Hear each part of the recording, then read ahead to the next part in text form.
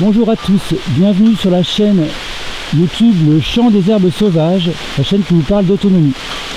Aujourd'hui, on est invité chez Ludovic Rowe, producteur de légumes entièrement biologiques, qui va nous montrer une partie de ses techniques.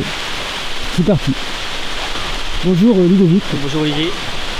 Alors, tu vas nous présenter tes techniques d'arrosage et de maintien de culture à la période du mois de novembre.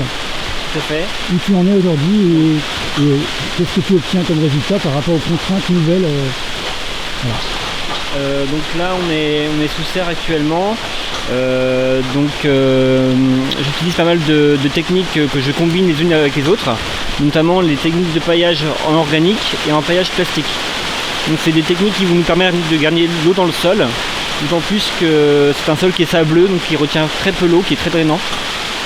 Et là on peut voir, si on regarde sous la bâche plastique,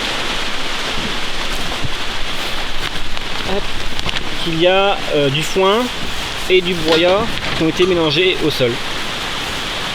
Enfin, qui sont en surface pour le foin, et le broyat a été mélangé au sol puisque c'est le résidu de paillage de l'année d'avant. D'accord.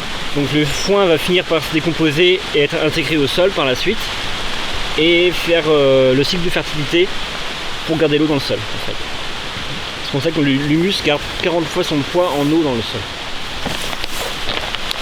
Voilà, et la bâche permet aussi un aspect désherbant, c'est-à-dire que ça empêche les arbres de pousser. Ah. Voilà.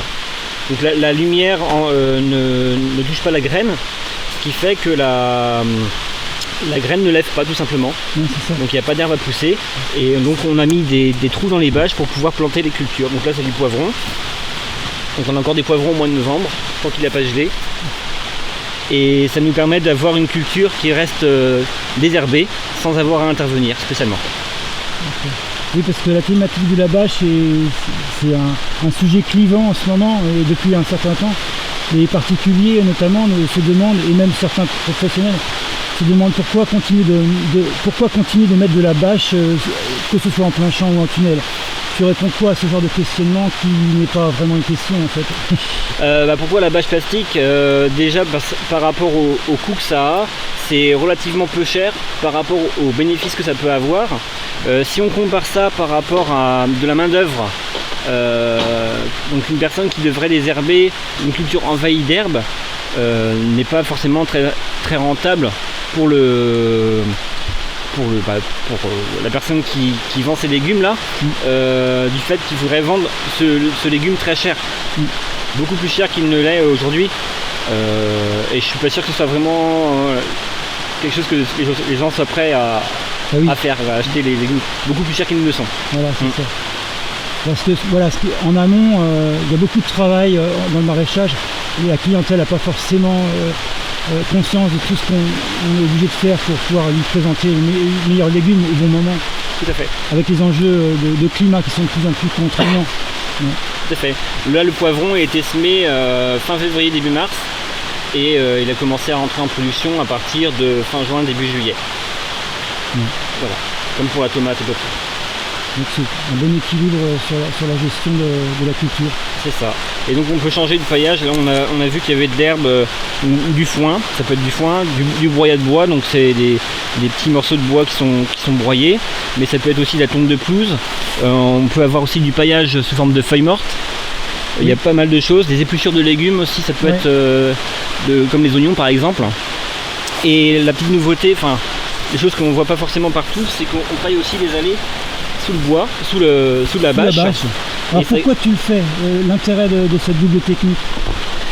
Ça apporte de l'humus au niveau du sol, au niveau des allées, qui sont des zones qui ne sont pas utilisées pour faire pousser les plantes spécialement, mais qui rentrent dans la gestion holistique du milieu. C'est-à-dire que les racines ne vont pas s'arrêter à la planche, elles vont aussi se propager dans l'allée. Donc c'est aussi pour ça qu'on utilise une technique d'arrosage quand on arrose, donc notamment en hiver, parce qu'en été on est plus sur un modèle de réduction de l'irrigation, donc économie d'eau. Donc l'été ça sera plus le système de goutte à goutte, donc des tuyaux là qui partent en surface du sol, qui ont des goutures tous les 30 cm et qui arrosent, comme son nom l'indique, au goutte à goutte. Alors je vous montre les tuyaux en question. Et donc là, l'ensemble de la structure est en aérien. Voilà.